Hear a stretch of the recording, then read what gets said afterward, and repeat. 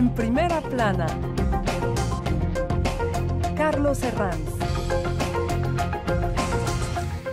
Bienvenidos en Primera Plana, un programa de Radio Francia Internacional y de France 24. Esta semana ponemos el foco en un país que sin duda atraviesa una grave crisis política, el Líbano. Para ello me acompañan en este estudio tres invitados que ya les paso a presentar. Melissa Barra es compañera de Radio Francia Internacional que ha estado varias veces reportajeando allí en Líbano. Bienvenida, Melissa. Hola, Carlos. Nos acompaña también Logan Perpignan, periodista independiente especializado en Oriente Medio. Bienvenido. Hola. Nos acompaña también Chris Denjon, periodista en Orient 21. Bienvenido, Chris. Hola.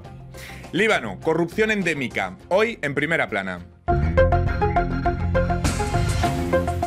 Bueno, pues Líbano cumplía hace tan solo unos días 100 años de su fundación y lo hacía intentando resurgir de sus cenizas tras, ya lo saben, esas imágenes que a todos nos asombraron este verano, el pasado 4 de agosto, esa explosión en el puerto de Beirut que puso al descubierto varios de los males que vive el país. El encargado de pilotar esta nueva etapa como primer ministro es Mustafa Adib, un tecnócrata, en medio de la crisis sanitaria que vive el país, con un índice de desempleo en torno al 30% y con más de la mitad de los 4,5 millones de libaneses que viven bajo el umbral de la pobreza. Y sobre todo tendrá que hacer frente al gran mal que asola el país, esa corrupción endémica. En unos instantes vamos a plantear todas estas circunstancias y vamos a entender mejor, vamos a comprender mejor el Líbano, pero antes vamos a repasar, como hacemos siempre, algunas portadas de prensa que ilustran esta temática. L'Orient le jour. El apocalipsis, una portada que dice todo tras el siniestro de este verano. Recuerden, la explosión de 2.750 toneladas de nitrato de amonio almacenadas de forma insegura en el puerto de Beirut. Aquí en Francia, diario La Croix. La obra de reconstrucción libanesa. Añade el diario católico que esta reconstrucción que se tiene que dar ahora en el país se da en un contexto de total desesperanza entre la población libanesa. El Courrier Internacional se hace una pregunta en su portada que hoy vamos a trasladar a nuestros invitados y que desde luego no tiene ni mucho menos una fácil respuesta. ¿Podemos salvar aún al Líbano? Bueno, Melissa, lo primero, tras las imágenes que hemos visto este verano de esa grave explosión en el puerto de Beirut, ¿en qué situación se encuentra ahora mismo el Líbano? Bueno, hay varias caras en realidad de la crisis. Primero, humanitaria, como lo decías, la mitad de los libaneses están viviendo por debajo del umbral de pobreza. ¿Y por qué? Porque hay gente sin techo. Se hablaba de 300.000 personas que no tenían casa porque son casas muy antiguas, son casas otomanas, son casas que estaban en un estado deplorable y que se vinieron abajo. Está el sistema sanitario sin electricidad. En este momento hay 3 horas de electricidad al día si uno no tiene un generador eléctrico. También el agua que llega de las montañas tiene que llegar de cierta manera a Beirut y no está llegando porque no puede bombear porque falta electricidad. Y lo pudimos ver en las imágenes de la explosión que ocurrió en el puerto. En el puerto también se almacenaban, pues estaba el silo, los silos de grano, 85% de los granos del Líbano estaban ahí. Entonces estamos también enfrentando una situación de emergencia alimentaria terrible. Agreguémosle a eso el COVID, agreguémosle a eso la crisis de refugiados que todavía existe hoy en día y detrás de todo esto pues está la peor crisis económica que ha vivido el país. Logan, este siniestro sin duda el último golpe de un país que ya estaba en crisis previamente y quizá no hay que interpretarlo como una causa, sino más bien como una consecuencia de la crisis, ¿no? Sin duda, es lo que teman muchos libaneses y muchas libanesas, que esta explosión sea decontextualizada. Es una consecuencia de la crisis, de esta crisis multidimensional. Y hay que analizar un poco el contexto. Yo estaba en Líbano unos días antes de la explosión y cuando regresé al país estaba súper triste para este pueblo, porque yo estaba al despegue, yo estaba mirando por la ventana del avión y pensando, Beirut, nunca te vi tan triste, nunca vi tu gente tan desesperada, sin esperanza. Los cortes de electricidad son diarios, 3 horas de electricidad diario, es imposible vivir así. Los hospitales faltan de todos. La revolución libanesa está confinada desde unas semanas. Y bueno, pensamos estar al final de una historia y pensaba qué puede pasar peor. Y finalmente, unos días después, esta explosión vino. Y bueno, resultamos que 300.000 personas están sin techo. Y ahora el pueblo libanés tiene más rabia contra sus élites, porque estos ni abrieron ni una escuela, ni un gimnasio para acoger a estas 300.000 personas sin techo. Es terrible. Luego vamos a intentar explicar el reparto del poder en este complejo país, pero antes me gustaría, Chris, preguntarle por el hombre encargado de pilotar esta nueva etapa. A finales de agosto se designó al primer ministro, el diplomático suní Mustafa Adib, embajador hasta ahora en Berlín desde el año 2013. ¿Qué perfil tiene el nuevo primer ministro? Y me gustaría preguntarte, Chris, ¿se le concede crédito y esperanza o ahora mismo eso es improbable? No es improbable, pero es una persona, es un tecnócrata, pero tiene una posición consensual, Sí. mientras la mayoría de los partidos en Líbano, la mayoría de los partidos, el partido de Hariri, también el Hezbollah, están dispuestos a ir adelante. Pero, por ejemplo, por el Hezbollah hay una condición, hay que bloquear las sanciones de impuestos por los Estados Unidos contra Irán y contra Hezbollah. Por ejemplo, no se puede desarrollar un gobierno de unión nacional si uno de los partes está sancionado gravemente por los Estados Unidos. Este puede ser un daño por la iniciativa francesa. A partir de ahí, el presidente Macron, que ha estado 2 veces de visita a partir de la explosión, ha pedido reformas al país, reformas al nuevo primer ministro. ¿Por dónde deben ir estas reformas que se piden para la ayuda, para canalizar esa ayuda internacional? Logan. Este nuevo primer ministro tiene retos que son casi imposibles. En serio, porque primero tiene que formar un gobierno. Es una cosa muy complicada. Segundo, tiene que hablar con el FMI. Ya el Líbano no habla con ellos. Esta situación con el bloqueo de los Estados Unidos y el bloqueo en consecuencia del Hezbollah y del Hamas ahora mismo para formar un gobierno le pone en una situación terrible. Él, de momento, no sabemos casi nada de esta persona, solo que se queda mudo desde su investidura, ya no habla, está esperando ver cómo puede salvar el país, pero de momento él no tiene la solución ni nadie sabe cómo va a evolucionar. Estamos hablando de Hezbollah, pero me gustaría explicar el contexto a todos nuestros oyentes y telespectadores cuando estamos hablando del Líbano. ¿Cómo se produce hasta ahora ese reparto de poder entre las comunidades del país? No sé quién lo quiere explicar. Chris, explícanoslo. Mira, Líbano ha sido establecido como un sistema confesional por el mandato francés en 1920 y entre 1943. Ha sido una encuesta que ha dividido el país en influencias de las comunidades religiosas. Entonces, era también para proteger la entonces mayoría cristiana, ahora es una minoría, y garantizó que, por ejemplo, el presidente siempre es un cristiano maronita, el presidente del gobierno es un sunito, y a la dirección del parlamento hay un shia. Es decir, este esquema está preconfigurado para que ustedes se imaginen. Sí, la diferencia es que hay una evolución demográfica mientras tanto, y esta situación un poco muy tendido ha sido corregido por el acuerdo de Taif en 1989, en donde el presidente cristiano obtuvo menos poder y un establecimiento de una igualdad entre musulmanes y cristianos. Este sistema confesional, se puede decir, es una protección por las comunidades, pero también es un bloqueo por el desarrollo de la sociedad. Y los que la gente en la calle critican lo más es una corrupción endémica, una corrupción que no es directamente ligada a este sistema confesional, porque no se puede abolir este sistema en 24 horas, pero necesitan una modificación radical de ese sistema confesional y sobre todo de medidas muy concretas contra la corrupción y medidas sociales para obtener una solución de la población. Y a este sistema interno que explica Chris se le incorporan además factores externos. Rescato una frase que dijo el presidente Macron de visita en Líbano. Si abandonamos Líbano en manos de las potencias regionales, en alusión a Irán y Arabia Saudí, habrá otra guerra civil en el país. Recuerden que el país estuvo sumergido en una grave guerra civil entre el año 75 y el 90, corrígeme si me equivoco. La frase de Macron, ¿este riesgo es hoy por hoy real en Líbano? Bueno, En lo personal, Sí.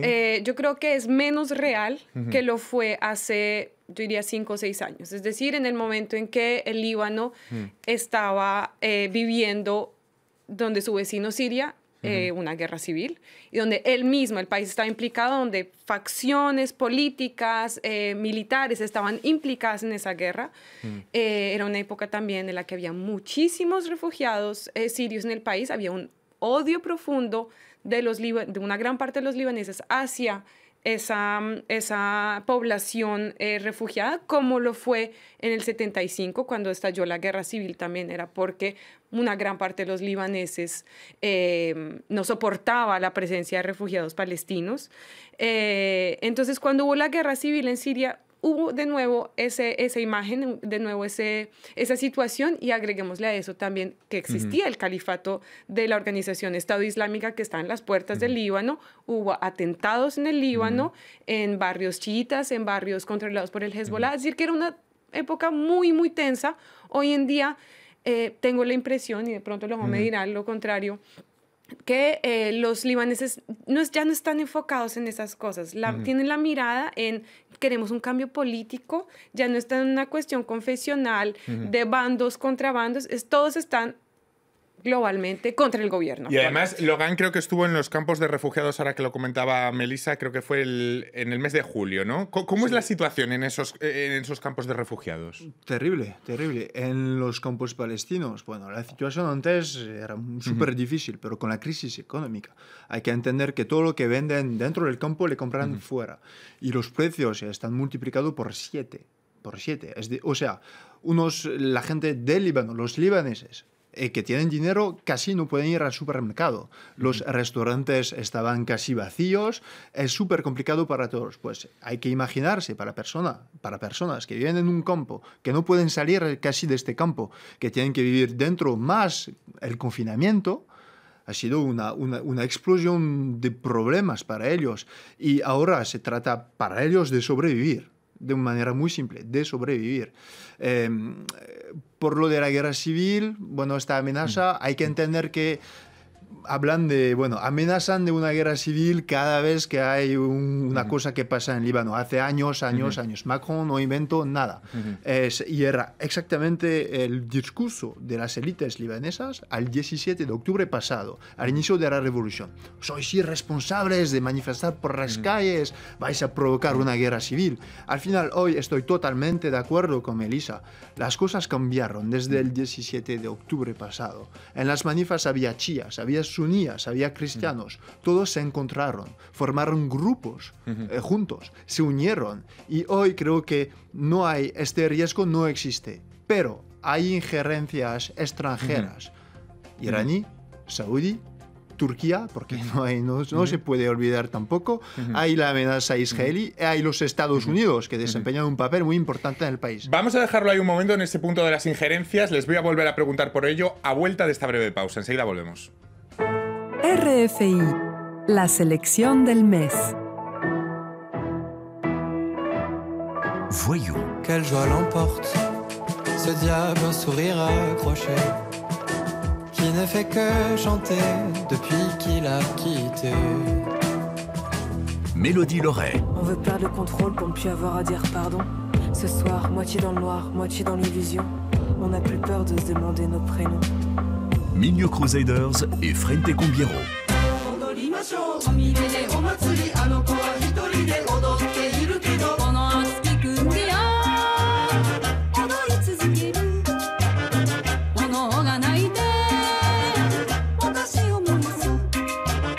Jane Birkin. Elle se fabriquait des histoires et jouait toutes de rouges interdits.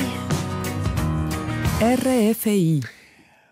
Pues continuamos en primera plana, hoy hablando del rompecabezas del Líbano tras las imágenes que seguro vieron este verano de esa explosión en el puerto de Beirut y la grave crisis que azota el país a todos los niveles, a nivel social, a nivel económico, a nivel político. Lo hacemos con Chris Denjon, periodista en Orient 21, mi compañera Belisa Barra de Radio Francia Internacional, que ha hecho numerosos reportajes allí en Líbano, y Logan Perpiñán, periodista independiente especializado en Medio Oriente. Antes de la pausa estaba Logan comentando comentando el tema de las injerencias, Chris, y le traslado esa pregunta, ese riesgo que avanzaba Macron sobre otra guerra civil posible si abandonamos Líbano, creo que recuerdo que fue la frase exacta, a manos de las potencias del entorno. Y esas potencias, en ese polo sobre todo se refería a esa dicotomía entre Arabia Saudí e Irán. Ese riesgo hoy por hoy, ¿cuán real es? Claro que sí, pero el presidente francés Macron olvide que no solamente hay Irán y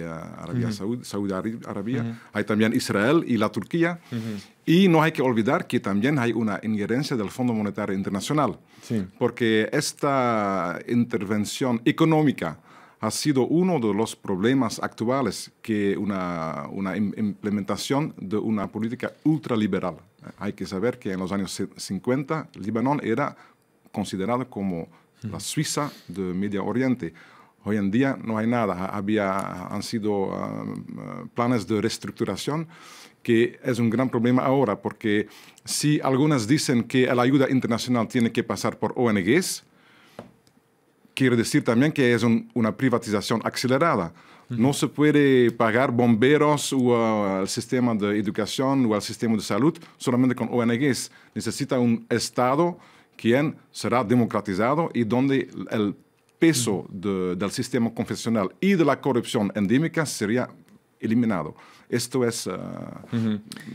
Hablaba Chris de esas ONGs que tienen que garantizar de alguna forma el suministro de sistema social. En medio de esta crisis sanitaria, y hablaba antes Melissa de los cortes de electricidad, os quiero preguntar a los tres que conocen bien el Líbano, ¿cómo es el día a día de los libaneses? Hacías mención a esos cortes de electricidad, me imagino que en mitad de la pandemia, ¿qué sistema social tienen?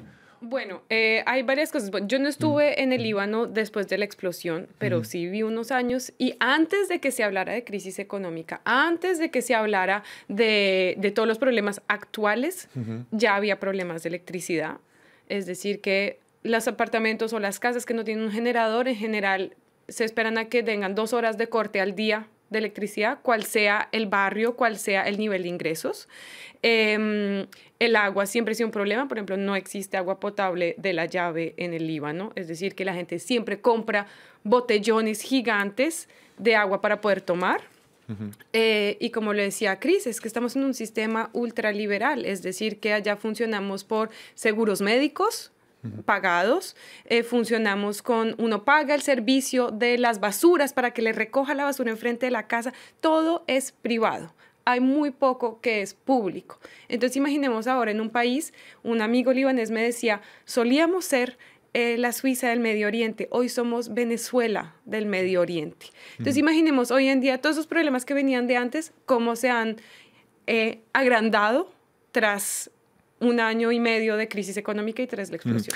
Vamos a avanzar con algunas preguntas que me gustaría contextualizar y dejar claro en este programa, ya que estamos dando una visión tan amplia de lo que es el Líbano. Por ejemplo, Logan, el peso actual de Hezbollah, recuerden, el partido chiita milicia libanés en el país, ¿cómo ha sido su evolución en los últimos meses? ¿Cuál es el peso actual de Hezbollah en el país? Esta revolución ha sido un poco complicado para el Hezbollah, la revolución de octubre, porque el Hezbollah históricamente ha sido siempre en el campo de los pobres o de los débiles. Y ha sido un momento difícil porque en este inicio de la revolución había grandes manifestaciones en bastiones chiíes, en Nabatí, en Tir, en La Beca. Así que ha sido un poco complicado y estaban en plan, a ver, hay que quedar un poco tranquilo porque sí, hay un riesgo de guerra civil, intentando defender a la población sin tomar parte en esta revolución. Estaba, bueno, entre dos sillas y ha sido súper complicado. Luego se adaptó. Hay que entender una cosa en el Hezbollah, tiene 2 intereses supremos.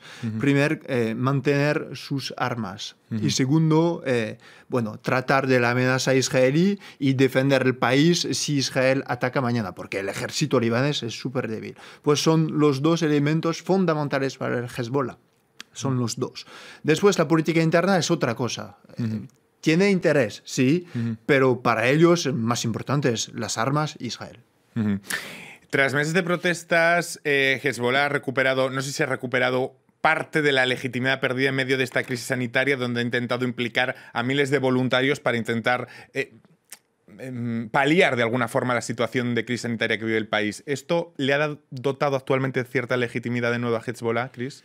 Su legitimidad ha sido grandizando después de 2007, cuando ganó una guerra contra Israel, y después tomó posiciones en el gobierno, lo que era nuevo para el Hezbollah. Entonces está tratando de recuperar un poco de la movilización popular, pero también está perdiendo, porque como no es capaz de pronunciar, de tomar medidas sociales para mejorar un poco esta crisis, está perdiendo un poco de popularidad. Hay que saber que el Hezbollah es ciertamente uno de los partidos lo menos corrupto de todos los partidos, pero el facto que estás parte del gobierno o del gobierno anterior, también la gente le ven como parte del sistema. Y el sistema tiene que ser modificado radicalmente. Aún si podemos discutir cómo modificar este sistema confesional, no es... Hagámoslo. ¿Cómo se modifica este sistema confesional que parece que siempre es la pieza angular siempre que hablamos del Líbano? Es decir, este arbitraje sectario del que podemos debatir si se establece una corrupción endémica a partir de él, ¿cómo se le mete mano para entendernos? Bueno, ¿Con qué criterios? ¿Quién lo hace, además? Hubo como una especie de esperanza que realmente muy reciente. Es decir, que de la misma manera como explicaba Chris, el sistema gubernamental, el sistema parlamentario es más o menos igual. Es decir, que tenemos varias religiones, comunidades, las vamos a llamar, que tienen una unas cuotas mínimas en el Parlamento y que se pueden asegurar tener el apoyo detrás. Desde 2018 hubo una micro reforma del Código Electoral del Parlamento que permitió la entrada pequeña por primera vez de partidos independientes, y eran partidos que la sociedad civil quería. Es decir, que hubo, por ejemplo, en 2015 hubo elecciones municipales y vimos crecer partidos como Beirut Madinati, que eran de la sociedad civil, que ya no tenían nada que ver con ninguna comunidad. Adentro había personas de comunidades muy diferentes, y a partir de eso se empezaron a crear algunos partidos independientes que poco a poco están entrando dentro del Parlamento. Hoy en día solo tienen 10 escaños, no es mucho, porque hay como 130, ¿no? Pero permite que se les esté dando más visibilidad.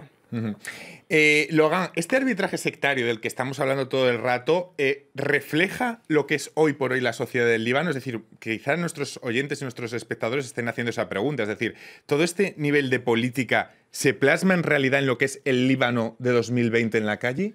¿O no? El Líbano geográficamente es súper dividido en zonas, y eso para alguien que no conoce el Líbano es la primera vez que se va. La cartografía del Líbano es muy complicada. Sí, claro, pero se puede hacer de manera distinta. A ver, el norte hay muchos suníes en el norte, hay muchos chiíes en el sur, en la Beca también los cristianos en una parte de Beirut, y se puede hacer muy fácilmente una mapa. Luego, estas divisiones ahora son menos visibles por lo de la Revolución de Octubre, y es el único paso que dio esta revolución, porque esta revolución no logró cambiar el sistema. El eslogan era Kilyun, Yani Kilyun, todos es todos. Pero todos siguen el poder ahora mismo, y esto es el reto de los libaneses.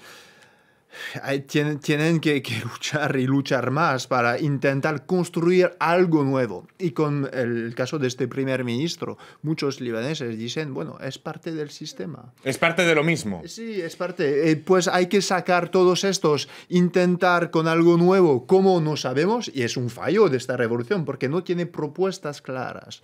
Pero dicen, bueno, ya. Tenemos que poner fuera todos estos, intentar algo de nuevo, tomar riesgos, porque la revolución es un riesgo, cambiar de sistema es un riesgo. Si es posible o no, nadie lo sabe, ni yo, ni ellos, ni nadie. Así que, bueno, el futuro nos dirá. Y no olvidemos también, también que el Líbano fue uno de los pocos países que no tuvo su primavera árabe. No lo tuvo en el momento en que lo miraba lo que pasaba en Siria, miraba lo que pasaba en Egipto, miraba lo que hasta pasaba un poquito en Jordania también. Y decía, nosotros queremos lo mismo, pero nunca se llegó a la revolución. De pronto, hoy sea el momento. Y de hecho, el preámbulo de la Constitución libanesa dice que el sistema confesionalista tiene que acabarse poco a poco, pero dice que tendrá un fin, no sabemos cuándo. Chris, me gustaría... Sí, dime. Una de las demandas principales del movimiento popular actual, pero también del Partido Comunista Libanés, que es bastante fuerte, pero que no es una organización confesional, es una sola circunscripción en Líbano. Lo que quiere decir que un partido puede presentarse en todo Líbano y obtener sedes en el Parlamento. Pero hay que saber también que el sistema actual confesional con distintas circunscripciones garantiza una protección de las distintas comunidades, sean religiosas o no religiosas. Como belga conozco bastante bien un modelo federal que puede ser una protección y contra la opresión de una comunidad contra en otra comunidad. Lo que yo no sé, pero... ¿se han analizado este tipo de modelos para el caso de Líbano? Es decir, si se fuera una sola circunscripción, los riesgos que se podrían asumir respecto a la falta de representatividad de comunidades, ¿todo esto está analizado? Está analizando hoy en fecha, porque yo sé que, por ejemplo, el movimiento Shia, como el Hezbollah, no es en contra, porque como con la evolución demográfica hay más Shias hoy que hace un siglo, ellos están en favor de una sola circunscripción. Puede ser algo más democrático que el sistema actual confesional, en donde cada organización confesional está defendiendo su propia comunidad más que la totalidad de la población. Pues lo vamos a dejar ahí porque no tengo tiempo para más. Ha sido pues muy ilustrativo hablar de algo tan complejo como es la realidad del Líbano con tres personas que lo conocen tanto como mis invitados de hoy. Muchísimas gracias, Logan, Melissa y Chris, y a todos ustedes. Hasta la próxima semana aquí en Primera Plana. Muchas gracias.